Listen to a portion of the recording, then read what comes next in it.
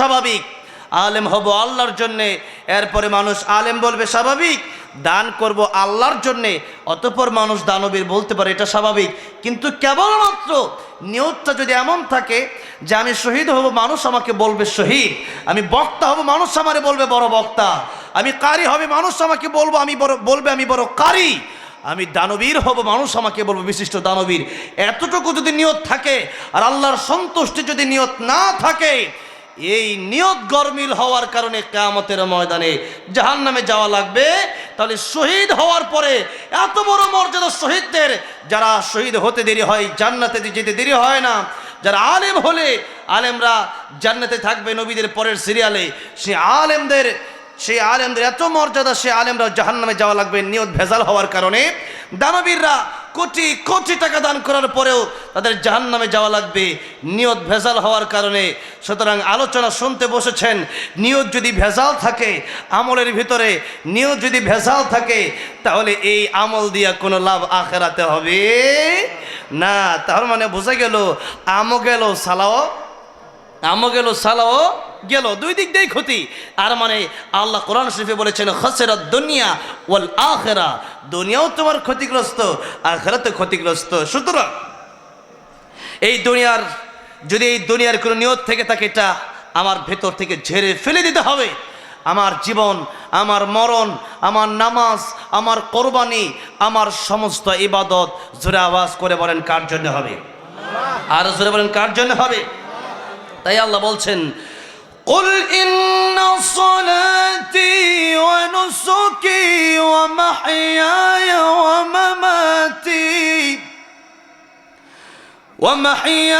ومماتي لله رب العالمين।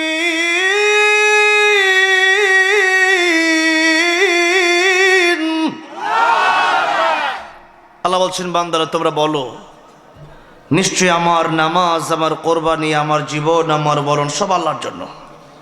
আবার নবী হাদিস শরীফের ভিতরে বলছেন মান হাব্বা লিল্লাহ ওয়া আবগাদা লিল্লাহ ওয়া আ'তা লিল্লাহ ওয়া মানা লিল্লাহি ফাকাদ ইসতাকবালাল ঈমান।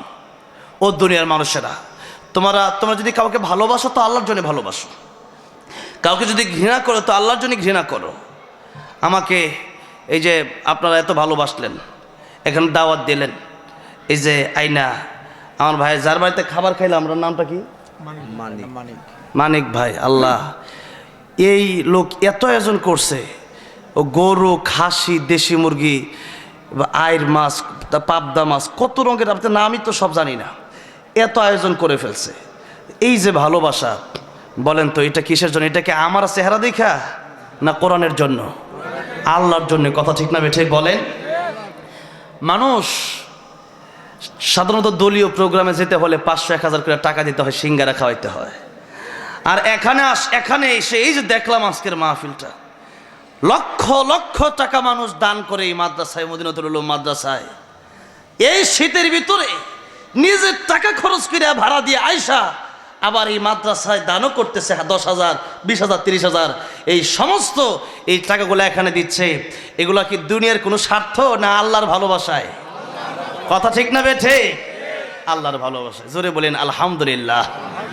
মানুষের আল্লাহর প্রেম ভালোবাসা কত বেশি থাকলে পরে এই গভীর রাতে শীতের ভেতরে আরামের ঘুমকে হারাম করে দিয়া এই মাদ্রাসায় উল্টা টাকা নেওয়ার জন্য তো আসলোই না, বরং নিজের টাকাগুলা এখানে দিয়া এরপরে বাড়ি গেল। জোরে বলেন সুবহানাল্লাহ। নবী বলেন যদি এরকম সব কিছু করতে পারে আল্লাহর জন্য, তবেই বোঝা যাবে তুমি পাক্কা ইমানদার। আর যার ইমান সবচেয়ে কম, তার এই দুনিয়ার চেয়ে 10 গুণ বড় জান্নাত আল্লাহ তার উপহার দিবেন। সুবহানাল্লাহ। আমার ভাইরা, আমার বাবা যা, তবে ভেজাল থাকতে পারবে না, কোনো ইমান এবং আমলে ভেজাল থাকতে পারবে না। ইন্নামাল আ'মালু বিন্নিয়াত। দুইটা হাদিস আপনাদের সামনে বললাম। একটা বলেছিলাম আখলিস দিনাকা ইয়াকফিকাল আমালুল কলিল, অল্প আমল নাজাতের জন্য যথেষ্ট হবে যদি আমলটা আল্লাহর জন্য হয়। আরেকটা হাদিস বললাম যে ইন্নামাল আ'মালু বিন্নিয়াত, মানুষের যে আমলগুলো করে মানুষের প্রতিদান মানুষকে নিয়ত যেমন তেমন প্রতিদান দেওয়া হবে। এই জন্য নিয়ত আমাদের প্রাথমিকভাবে ঠিক করা লাগবে। একটু আগেই বললাম শহীদ হওয়ার পরেও জান্নাতে যাওয়া যাবে না। শাইখুল হাদিস, আলেম, মুফতি, মুহাদ্দিস হাফেজ কারি মাওলানা হওয়ার পরেও জান্নাতে যাওয়া যাবে না যদি ভেতর ঠিক না থাকে। এরপরে বড় বড় দানবীররাও জান্নাতে যেতে পারবে না যদি নিয়ত ঠিক না থাকে। আর যদি নিয়তটা ঠিক থাকে, আপনি টাকা দান করছেন 2 টাকা, কয় টাকা? 2 টাকা।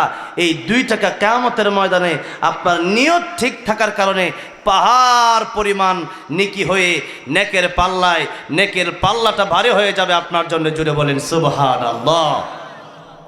সেই জন্য আল্লাহর নবী বিশ্ব নবী রাহমাতুল লিল আলামিন বলেছেন, ও দুনিয়ার মানুষেরা, কিয়ামতের কঠিন ময়দানে কতটুকুন ছোট্ট নেক আমল হলেও আল্লাহ তোমাকে জান্নাত দিবেন, কিন্তু নেক আমলটা তোমার নিয়ত হতে হবে সহিহ।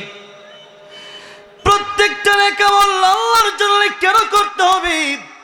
আল্লাহর নবী বিশ্ব নবী রাহমাতুল লিল আলামিন বলছেন, কতটুকুন ছোট্ট নেক আমল হলে পরে মানুষ জান্নাতে যেতে পারবে। আল্লাহর নবী বলেন, দুনিয়াতে মরুভূমিতে একজন মানুষ বড় বিপদে পড়ে গেছে, 1 গ্লাস পানির জন্য ছটফট করছে। 1 গ্লাস পানির বড় প্রয়োজন। গাড়ি হেরায় যখন উঠছিলাম, মক্কাতুল মুকাররমা থেকে মদিনাতুল মুনাওয়ারা পর্যন্ত 400 কিলোমিটার রাস্তা। সেই লম্বা পথ যেতে যেতে দেখা যায় শুধু মরুভূমি আর মরুভূমি।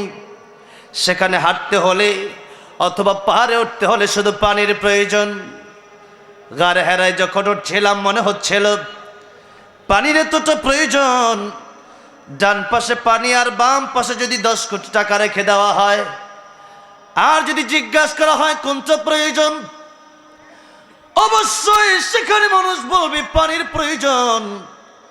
সেই পানির এতটা প্রয়োজন, আল্লাহ আমাদেরকে ফ্রিতে সেই পানির ব্যবস্থা প্রতিনিয়ত করে দিয়েছেন। যদি বলেন সুবহানাল্লাহ।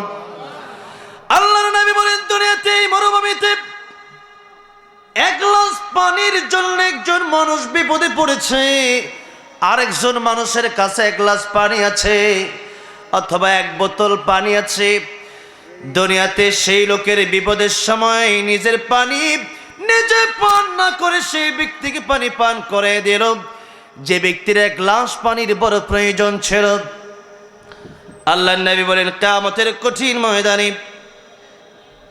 যে ব্যক্তি পানি পান করেছিল তার জন্য জাহান্নাম ফয়সালা হয়ে যাবে, আর যে ব্যক্তি যাকে পানি পান করানো হয়েছিল তার জন্য জান্নাতের ফয়সালা হয়ে যাবে। নবীজি বলেন, যার জন্য জান্নাতের ফয়সালা হয়ে যাবে সেই ব্যক্তি জান্নাতে যাওয়ার আগেই যে ব্যক্তি জাহান্নামে যাবে, যার জন্য জাহান্নামের ফয়সালা হয়ে গেছে, আল্লাহ বলেন, ও ফেরেশতারা, যার জন্য জাহান্নামের ফয়সালা হয়ে গেছে, দুনিয়াতে সেই ব্যক্তিটা একটা ভালো আমল করেছিল, আজকের কিয়ামতের ময়দানে ডিরেক্টরে জাহান্নামে দেওয়া যাবে না। যে ব্যক্তিকে পানি পান করেছিল সেই আমার প্রিয় বান্দা আজকে জান্নাতের ভেতরে যাবে। তাকে জাহান্নামে নেওয়ার আগে ডাইরেক্ট জাহান্নামে না দিয়া তাকে ওই ব্যক্তির সামনে দিয়া নেওয়া যাও যে ব্যক্তিকে দুনিয়াতে সে 1 গ্লাস পানি পান করিয়েছিল। যেই মাত্র ফেরেশতা ওই ব্যক্তির সামনে দিয়ে তাকে জাহান্নামের দিকে নিয়ে যাবে, এমন সময় আল্লাহর নবী বলেন, ওই ব্যক্তিটা তাকে দেখে চিনে ফেলবে যাকে 1 গ্লাস পানি পান করিয়েছিল।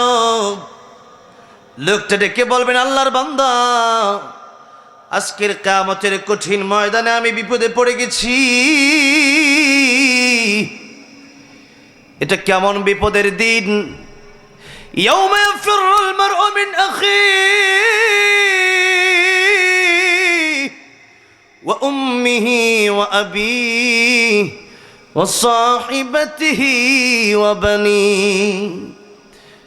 ওই দিন মা বাবা সন্তানকে চিনবে না, ভাই ভাইকে চিনবে না, সন্তান তার মাকে চিনবে না, বন্ধুত্বের কোনো পরিচয় থাকবে না। সেই কিয়ামতের দিনে লোকটা ডেকে বলবে, আপনি জান্নাতে যাবেন আর আমি জাহান্নামে যাব। দুনিয়াতে আপনাকে বড় বিপদের সময় আমি আপনাকে একটা উপকার করেছিলাম, পানির জন্য মরুভূমিতে ছটফট করছিলেন, ওই বিপদের সময় আমার নিজের কাছে এক গ্লাস পানি ছিল, এক বোতল পানি ছিল। সে এক বোতল পানি নিজে পান না করে আপনাকে পান করিয়েছিলাম। আজকের কিয়ামতের কঠিন ময়দানে আল্লাহ রাব্বুল আলামিনের কাছে কি আপনি একটু আমার ব্যাপারে সুপারিশ করতে পারেন না? আপনি কি আল্লাহর কাছে একটু বলতে পারেন না? আল্লাহর নিয়ম হলো আল্লাহ রাব্বুল আলামিন যদি কাউকে একবার জান্নাতের টিকিট দিয়ে দেন, ডান হাতে আমলনামা দিয়ে দেন, তার কাছ থেকে আর কোনোদিন জান্নাতের বুকিং বাতিল করবেন না, জাহান্নামের টিকিট তার কাছ থেকে কোনোদিন আল্লাহ ক্যান্সেল করবেন না। লোকটা ডেকে বলবেন, আল্লাহর বান্দা, আজকের কিয়ামতের ময়দানে তুমি কি আল্লাহর কাছে আমার জন্য একটু সুপারিশ করতে পারো না?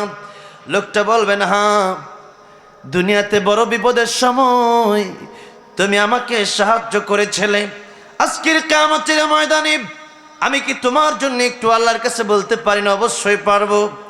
লোকটা রেখে বলবেন, আল্লাহ রাব্বুল আলামিন, আজকের কিয়ামতের ময়দানে লোকটা বড় বিপদে পড়ে গেছে। আয় আল্লাহ, দুনিয়াতে আমার বিপদের সময় আমারে পানি পান করিয়েছিল, আয় আল্লাহ, আজকে লোকটা বড় বিপদে পড়ে গেছে, তুমি কি পারো না তারে মাফ করে দিতে? এমনি আল্লাহ ডেকে বলবেন, বান্দারে, আমি আল্লাহ রাব্বুল আলামিন ছোট্ট ছোট্ট ওসিলা দেখে দেখে, ছোট্ট ছোট্ট আমল দেখে দেখে আমার এক একজন গুনাহগার বান্দাদেরকে আমি আল্লাহ মাফ করে দিব রে বান্দা। ও বান্দারে, আজকের কিয়ামতের কঠিন ময়দানে এই লোকটার জন্য জাহান্নাম যদিও ফয়সালা হয়ে গেছে, জান্নাতের আশ্বাসে যদিও জান্নাত তার জন্য যদিও প্রাথমিকভাবে নসিব হয় নাই, কিন্তু আমি তোমার সামনে তাকে এই জন্য আনলাম, কারণ হচ্ছে তোমার কাছে আসতে তার ওই দুনিয়ার আমলটার কথা মনে হয়ে যাবে। আর দুনিয়াতে তোমাকে এক গ্লাস পানি যে পান করিয়েছিল, এতটুকু ছোট্ট নেক আমল আমি আল্লাহর কাছে এত বড় পছন্দ হয়েছিল, যেই ছোট্ট আমলটা আমি আল্লাহকে সন্তুষ্ট করার জন্য সে করেছিল, দুনিয়ার কোনো স্বার্থ ছিল না। তোমার বিপদের সময় তার যদি এত দয়া মায়া লাগলো, তোমার জন্য এক গ্লাস পানি সে বিলাই দিতে পারলো, নিজে পান না করে তোমাকে এক গ্লাস পানি পান করে দিল রে বান্দা। আজকের কিয়ামতের ময়দানে আমি আল্লাহর দয়া দুনিয়ার সমস্ত মানুষের চাইতে, দুনিয়ার সমস্ত মাখলুকাতের চাইতে কোটি কোটি গুণ বেশি রে বান্দা।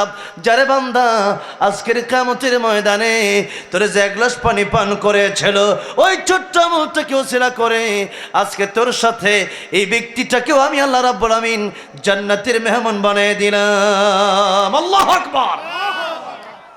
তাহলে ছোট্ট নেক আমলের কারণে কিয়ামতের ময়দানে আল্লাহ রাব্বুল আমিন বান্দাদেরকে মাফ করে দিবেন। একটা আমল যথেষ্ট, ওই আমলটার জন্য আল্লাহ মাফ করে দিবেন। আবার জাহান্নামে যাওয়ার জন্যে একটা লোক দেখানো আমলে যথেষ্ট, একটা কবিরা গুনাহই যথেষ্ট। সেই জন্যে আল্লাহর নবী বিশ্বনবী রাহমাতুল লিল আলামিন একদিন তিনি গুরুস্থানের পাশে দিয়ে হাঁটছেন, দেখলেন দুইটা কবর। আল্লাহর নবী বিশ্বনবী রাহমাতুল লিল আলামিন বলেন, সাহাবীরা রে, এখানে দুইটা কবরে আযাব হচ্ছে।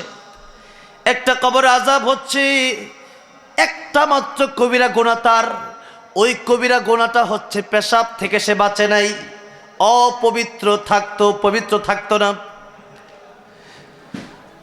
মুহাদ্দিসিনে কেরাম করে কয়েকটা ব্যাখ্যা করেছেন। এক নম্বরে লোকটা হয়তো রাখাল ছিল, দুই নম্বরে আমরা যখন অনেক সময় রাস্তাঘাটে পেশাব করতে বসে যাই, উঁচা জমিনে পেশাব করলে পরে পেশাব অনেক সময় ছিটে, এরপরে গায়ে কাপড়ে এসে লাগে কি লাগে না।